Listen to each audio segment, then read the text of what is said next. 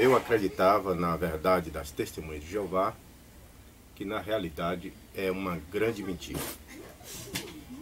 Eu estudei em 1980 o livro A Verdade que Conduz à Vida Eterna. Mas com o passar dos anos, fui descobrindo que o que estava sendo ensinado como sendo a verdade, na realidade, era uma grande mentira. Isso mesmo. A promessa da vida eterna no paraíso na terra, antes da geração de 1914 passar, que essa geração seria de 80 anos, era uma dessas grandes mentiras. O ensino era que, antes de terminar o século XX, aconteceria o fim do sistema de coisas. Então, esse era o ensino da verdade, quando eu estudei. Está baseado em Mateus 24:34, que eu vou ler aqui, na tradução do Novo Mundo, que diz assim: Eu lhes garanto que esta geração de 1914, de modo algum passará, até que todas essas coisas aconteçam. Então era ensinado que a geração de 1914 não passaria sem acontecer o fim. E eles diziam que o fim aconteceria antes de terminar o século XX. Essa é a realidade. Agora veja bem. O ensino que Jesus voltou invisível em 1914 e que os ungidos ressuscitaram em 1918 é outra grande mentira que eu aprendi em 1980. Em que estava baseada essa mentira? Vamos ver aqui. Em Mateus 24, verso 3, na tradução do Novo Mundo, é dito o seguinte: Enquanto ele estava sentado no Monte das Oliveiras, os discípulos se aproximaram dele em particular e disseram: Diga-nos quando sucederão estas coisas e qual será o sinal da tua presença, ou da sua presença, e do fim do sistema de coisas. Então veja que aqui nessa tradução do Novo Mundo, eles não colocam vinda, colocam presença. Então presença para dar apoio à volta de Cristo invisível. Ou seja, Jesus estaria presente, invisível. Esse era o ensino. E com relação aos ungidos terem ressuscitado em 1918, está baseado aqui em Tessalonicenses. 1 Tessalonicenses 4, 16 e 17, que diz: Porque o próprio Senhor descerá do céu com uma chamada de comando, com a voz de arcanjo e com a trombeta de Deus. E os mortos em união com Cristo se levantarão primeiro. Depois nós, os vivos que sobrevivermos, seremos arrebatados junto com eles em nuvens para encontrar o Senhor no ar. E assim estaremos sempre com o Senhor. Então o ensino é que a presença de Jesus foi em 1914 e esses ungidos ressuscitaram em 1918. Então esse era o ensino das testemunhas de Jeová. Qual era a base para eles dizer que Jesus voltou invisível em 1914? Muito bem, a base está em Daniel, no capítulo 4. Veja o que diz aqui o versículo 23 de Daniel 4. E o rei viu um vigilante, um santo, que descia dos céus e dizia: Derrubem a árvore e destruam-na, mas deixem o toco com as raízes na terra, com faixas de ferro e de cobre, no meio da relva do campo, que ele seja molhado pelo orvalho dos céus e que a sua porção seja com os animais selvagens, até terem passado sobre ele 7 tempos. Na realidade, esses 7 tempos aqui é uma profecia que se cumpriu em Nabucodonosor.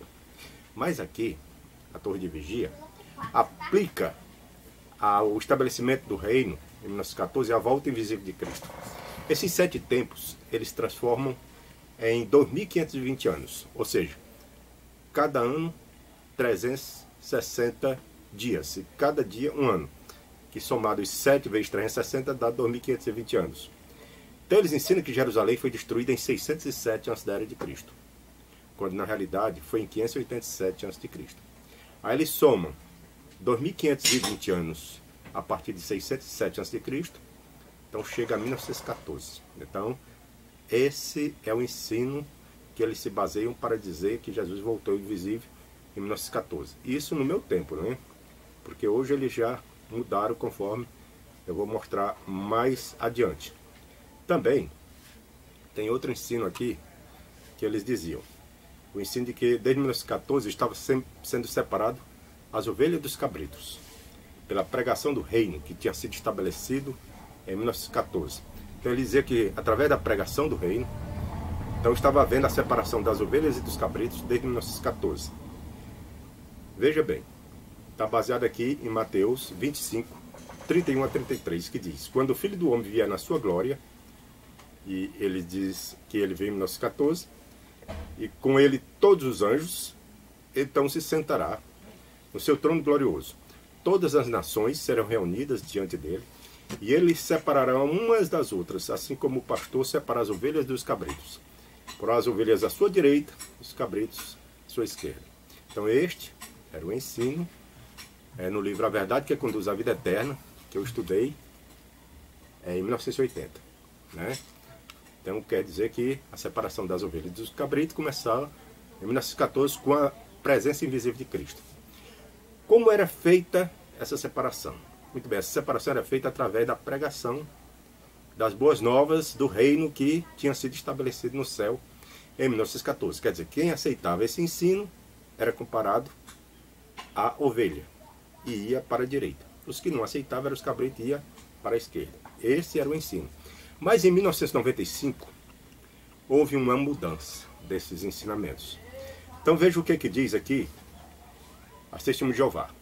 O povo de Jeová achou que as pessoas estavam sendo julgadas como ovelhas ou cabritos ao longo do final do sistema de coisas, ou seja, desde 1914, dependendo de sua reação à mensagem do reino. No entanto, em 1995, a Sentinela apresentou um ajuste, ou seja, uma mudança. 2 artigos, no número de 15 de outubro, consideraram as similaridades entre o que Jesus disse em Mateus 24, 29 a 31 e em Mateus 25, 31 e 32. Qual foi a conclusão? O primeiro desses artigos diz: o julgamento das ovelhas e dos cabritos é futuro. Então já não começou em 1914, já mudou. Então é futuro. Né? Quando exatamente? Então ocorrerá depois do irrompimento, ou depois de irromper a tribulação mencionada em Mateus 24, versos 29 e 30.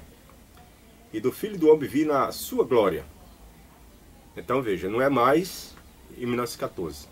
Então Jesus não veio na sua glória em 1914, como era ensinado no meu tempo, que eu estudei em 1980. Agora, de 95 para cá, mudou. Então Cristo ainda não veio na sua glória. Ele ainda não está separando as ovelhas dos cabritos, como era ensinado. Né? Então, tendo todo o sistema iníquo chegado ao fim, Jesus realizará o julgamento e proferirá e executará a sentença. Então isso só depois da grande tribulação. Aí tem a pergunta: quando será a vinda de Cristo? Ele diz assim, Jesus disse: a respeito daquele dia e daquela hora ninguém sabe. Agora eles aceitam, ninguém sabe. Jesus disse que o dia e a hora da sua vinda ninguém sabe. Agora ele dizia que Jesus tinha vindo em 1914. Mas ele descreveu vários eventos que formam um sinal e marcam a época antes da sua vinda. Isso nos ajuda a saber que a sua vinda está próxima. Tudo bem. Então os sinais indicam que a vinda de Jesus está próxima. Mas eles diziam que os sinais indicavam que Jesus tinha vindo em 1914. Que Jesus tinha começado sua presença invisível em 1914. Agora mudou, né? Falando da ilustração, ela diz: essa ilustração se cumpre quando Jesus vier na sua glória com os anjos e se assentar no seu trono glorioso. Ele já falou sobre o Filho do Homem vir nas nuvens do céu, com poder e grande glória, e com seus anjos. Isso acontece imediatamente depois da tribulação, veja. Então não é mais em 1914, é depois da tribulação. Né? Então, depois da tribulação é que Jesus vem na sua glória. É o que era ensinado, né, pelos evangélicos, e eles diziam que eles estavam errados. Assim, essa ilustração se cumpre no futuro, quando Jesus vier em sua glória. O que ele fará então? Então se cumpre no futuro. Então 1914 é uma data falsa. Jesus não veio em 1914 invisível, como era ensinado em 1980. A vinda de Jesus será depois da grande tribulação. É o que é dito aqui. Ele explica: quando o Filho do Homem vier, todas as nações serão reunidas diante dele. E ele separará as pessoas umas das outras, assim como o pastor separa as ovelhas dos cabritos. Porá as ovelhas à sua direita, os cabritos à sua esquerda. Então isso será depois da tribulação, e não depois de 1914, que ele dizia que Jesus tinha vindo em 1914 de modo invisível e estava separando as ovelhas do cabrito. Agora isso só vai acontecer depois da grande tribulação. É o que sempre tem sido ensinado pelos evangélicos, né?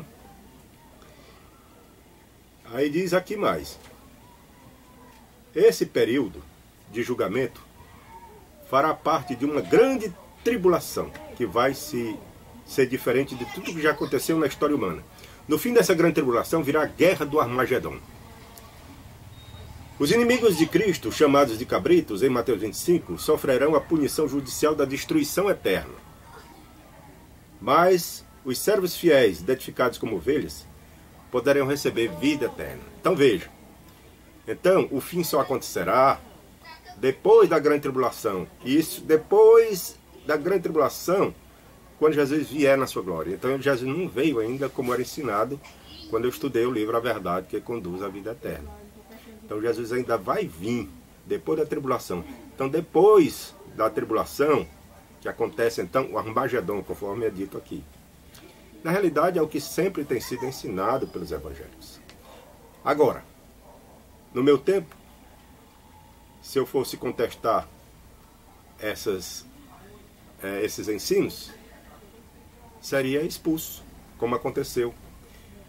Que em 1993, eu disse que o ensino da geração de 1914 estava errado. Eu disse que esse ensino não tinha fundamento bíblico, porque eles diziam que era de 80 anos, 70 ou 80 anos. E o fim seria antes de terminar o século XX. Então completou 80 anos em 1994. E o fim não veio. Já passou o século XX e o fim não veio. Então quem é que estava certo? Era eu ou era o corpo governante? Agora eu, que contestei, que não aceitei o falso ensino, é quem sou considerado apóstata. E eles que ensinavam errado, é os que são certos. E ainda tem mais. E eu que estava certo na interpretação, quer dizer que eu sou proibido de falar com quem é testemunho de Jeová. Até meus filhos, que são testemunhos de Jeová, foram proibidos de falar comigo, porque eu discordei desse falso ensinamento da geração de 1914. Imagine também, depois que eu saí, que eu descobri muita coisa. De 1931 até 1952, era proibido as vacinas. Agora imagina, nesse período, quantas pessoas não morreram, ficaram doentes? Talvez não aconteceu muita tragédia, porque naquela época existia poucas testemunhas de Jeová no mundo, né? Aqui no Brasil mesmo, as testemunhas de Jeová só começaram a chegar em 1921, parece. Na década de 20. Quer dizer que antes de 20 não existia testemunho de Jeová no Brasil. Então quer dizer que esse ensino não afetou muito os brasileiros, porque naquela época ainda não existia nem testemunho de Jeová quase. Então, agora até 52 foi proibido. Mas aí em 52 eles disseram, não, quem quiser pode tomar vacina. Quer dizer, eles mudam o ensinamento. Agora quem rejeitar é expulso. Agora na hora que eles mudam, fica por isso mesmo. O mesmo caso também aconteceu com os transplantes de órgão. De 1967 até 1980, era proibido os transplantes de órgão. Se alguém nesse período aceitasse um transplante, seria considerado um apóstata, seria expulso. Mas quando eles mudaram, ficou por isso mesmo. A questão da transfusão de sangue foi proibida em 1945. Em 1961, quem aceitasse era expulso. No início era proibida as frações. Agora já é liberada as frações. Mas eles não aceitam os 4 componentes principais, né? Plasma, glóbulos brancos, glóbulos vermelhos e plaquetas. Mas interessante que as frações desses 4 componentes principais, ou seja, as frações do sangue, eles aceitam. Eles não aceitam armazenar sangue, mas aceitam frações de sangue. Dá para entender? Como é que se tira as frações se não armazena o sangue? Tem lógica? Então, na realidade, eu citei apenas essas mudanças aqui. Essas mudança de ensino que aconteceu de 80 para cá. Agora, são mais de 300 mudanças nos ensinos dessa organização. Agora, eu pergunto, será que essa organização tem a direção divina? Será que o Espírito Santo guia essa organização? Será que realmente essa organização é o canal de comunicação de Jeová? Eu acredito que não. Porque se fosse, não ensinaria tanta coisa errada, não ensinaria tanta mentira, não precisaria fazer tanta mudança. Porque Deus é a verdade. E Ele então, se essa organização fosse dele, Deus então tinha, com certeza, feito com que essa organização ensinasse a verdade. Mas na realidade essa organização tem se mostrado uma organização de falsos profetas. Essa é a verdade.